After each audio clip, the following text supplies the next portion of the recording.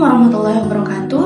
Perkenalkan, nama saya Rahma Pratiwi dengan nomor induk mahasiswa 2504075111025 dari kelas BC 253. Baik, pada kesempatan kali ini saya akan menampilkan video wawancara saya bersama dengan anak SD tentang perkembangan anak tersebut dengan mengaitkannya dengan teori perkembangan anak. Baik, selamat menyaksikan. Assalamualaikum warahmatullahi wabarakatuh. Sekarang saya berada di SD Impres Kasih. Sekarang saya bersama dengan adik saya. Kelas berapa? Kelas 6A. Baik, jadi pada kesempatan kali ini saya akan mewawancarai adik. Bisa? Boleh? Boleh. Jadi pertanyaan yang pertama yaitu pelajaran apa yang Faki suka dan kenapa Faki suka dengan pelajaran itu? Ada dua. Ada olahraga sama matematika. Kenapa olahraga? Olahraga karena kalau olahraga itu kadang cuman belajar main bola lah, begitulah. Begitu dari pelajaran. Hobinya juga? Iya. Nah, kalau matematika kenapa? Matematika ya enak aja, ngitung-ngitung. Kamu hitung? Iya, tapi kadang pusing-pusing juga. Asal hafal rumusnya ya gampang gitu. Jadi kalau misalnya ada soal yang susah menurutnya Faki bakalan kasih selesai sendiri atau bertanya sama guru, Pak? Bertanya sama guru sama bertanya sama teman. Meskipun dari Nah, kenapa Faki tidak berusaha terlebih dahulu? daripada pusing-pusing yang penting daripada pusing-pusing yang mending tanya guru atau tanya teman gitu. Terus misalnya nilai ujiannya Faki rendah, Faki bakalan berpikiran kayak ini memang saya yang bodoh atau kurang belajar ya? Kurang belajar. Karena saya memang jarang belajar, tapi kadang-kadang kalau ada waktu belajar juga. Terus misalnya main kayak sama teman-teman tak, terus ada di peraturan main tak di situ yang kayak nggak sesuai ki sama teman tak yang lain, gimana kayak bakalan ikuti ki itu teman tak atau apa solusi tak supaya tetap ki bisa main sama teman-teman tak? Penting saja. Penting main. Oh, yang penting main. Terus misalnya ada PR, makasih ki guru tak di sekolah tuh bakalan pas di rumah nanti mau ki kita kerja sendiri atau dibantu sama orang tua? Dibantu sama orang tua. Oke. Kalau di rumah itu Faki dekatnya sama siapa dan Faki biasa cerita sama siapa kalau kayak ada masalahnya? Sama ibu sendiri. Sama ibu. Faki lebih dekatnya sama ibu. Oke. Nah, kalau misalnya di rumah itu kayak apa yang paling kegiatan apa yang paling Faki suka? Yang paling saya suka itu kadang bermain game juga, tapi kadang juga membantu ibu juga. Ganti-gantian. Itu kayak bagaimana? Kayak misalnya cuci piring guys. Ini cowok lo guys. cuci piring, gitu. Jemur baju, cuci baju. Wah, susah aja guys. Itu banget. Baik, itulah tadi wawancara singkat saya bersama Faki. Terima kasih adik Faki sudah membantu kakak buat menyelesaikan tugas UTS perkembangan peserta didik.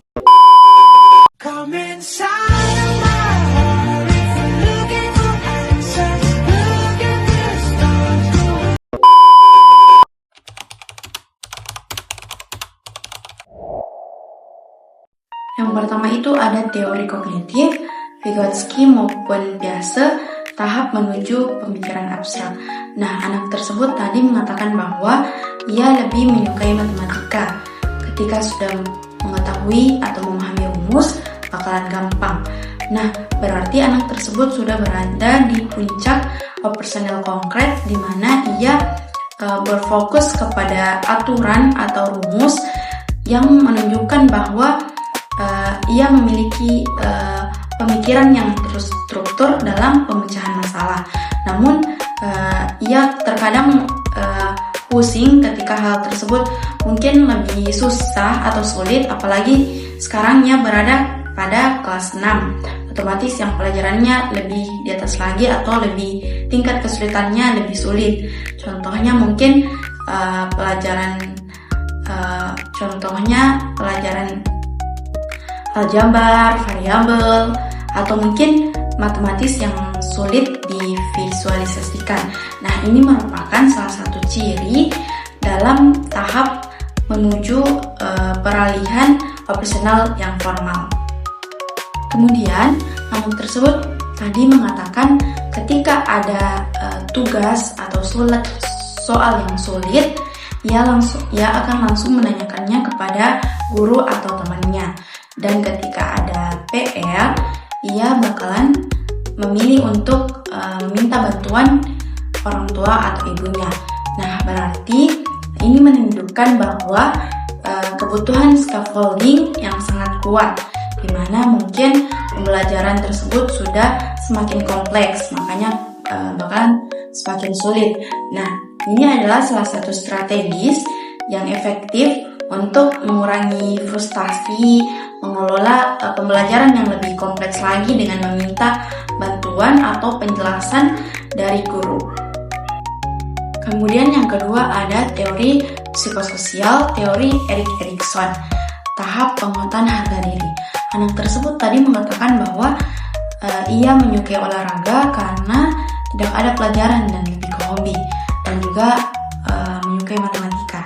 Nah, pada tahap industri fans inferioritas, anak sangat perlu untuk kompeten di bidang tertentu. Contohnya, ia memilih matematika di bidang akademik. Kemudian ia memilih olahraga di bidang sosial dan fisik.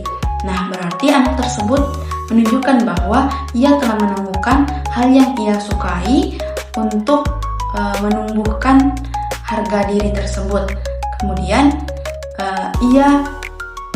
ia lebih menyukai olahraga karena tidak ada pelajaran, menunjukkan bahwa ia lebih memilih aktivitas minat intrinsik dibanding tugas. Yang ketiga ada teori kognitif sosial dan ekologis, pengaruh sosial dan lingkungan. Nah, tadi anak tersebut mengatakan bahwa ketika ada perbedaan peraturan pada saat main, anak tersebut akan lebih memilih peraturan temannya yang intinya tetap main. Ini menunjukkan bahwa pada saat pra-remaja terkadang penerimaan sosial sangat penting atau lebih penting dibanding aturan individual. Kemudian anak tersebut mengatakan bahwa ketika ada nilai yang kurang, ia akan berpikiran bahwa saya kurang belajar, makanya nilainya segini. Nah, ini menunjukkan bahwa indikator kuat industri yang diselesaikan. Ia memiliki modal atau kendali internal yang sangat kuat yang menjadi modal untuk beralih ke jenjang yang lebih tinggi. Nah, ia menyadari bahwa kegagalannya adalah karena usaha yang kurang, bukan karena kemampuan individual yang mendorong untuk individu lebih tekun dalam belajar dan lebih bertanggung jawab. Yang ketiga ada teori kognitif sosial dan ekologis, pengaruh sosial dan lingkungan. Nah, tadi anak tersebut mengatakan bahwa ketika ada perbedaan peraturan pada saat main, anak tersebut akan lebih memilih peraturan temannya yang intinya tetap main. Ini menunjukkan bahwa pada saat pra-remaja terkadang penerimaan sosial sangat penting atau lebih penting dibanding aturan individual. Kemudian anak tersebut tadi juga mengatakan bahwa ketika di rumah ia lebih dekat kepada ibunya. Ketika ada masalah ia menceritakan kepada ibunya. Nah, ini menunjukkan bahwa meskipun peningkatan pengaruh teman sebaya itu meningkat, ia tetap kepercayaannya tetap kuat terhadap ibunya. Nah, peran ibunya di sini harus menjadi safe haven kepada anak tersebut, mengimbangi kondisi emosional anak tersebut, menjadi tempat cerita anak tersebut, dan mendorong hobi-hobi, mendorong kemampuan akademik anak tersebut untuk untuk mengatasi perkembangan anak tersebut menjadi lebih baik. Nah, kemudian pada saat di rumah, ia juga mengatakan bahwa ia sering membantu orang tuanya. Contohnya, mencuci baju, menjemur pakaian, dan cuci piring. Nah, ini menunjukkan bahwa adanya partisipasi terhadap tanggung jawab yang ada di rumah. Nah, ini merupakan sosialisasi yang sukses yang menjadi dasar pada tanggung jawab pada masa remaja. Kesimpulannya, anak tersebut menunjukkan bahwa ia memiliki perkembangan anak yang sehat dan adaptif. Yang pertama, dalam tahap perkembangan kognitif ataupun akademik, anak tersebut menunjukkan bahwa ia menggunakan strategi belajar yang efektif. Contohnya mencari bantuan atau scaffolding dan menunjukkan pemikiran logis. Yang kedua, tahap psikososial, anak tersebut menunjukkan bahwa ia memiliki harga diri yang baik atau industri. Ia memiliki tanggung jawab terhadap dirinya ketika ia gagal atau kendali internal terhadap dirinya.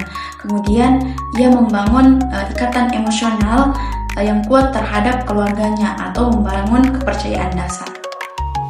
Yang ketiga, tahap sosial yang fleksibel bersama dengan teman sebaya dan juga ikut bertanggung jawab pada aktivitas yang ada di rumah.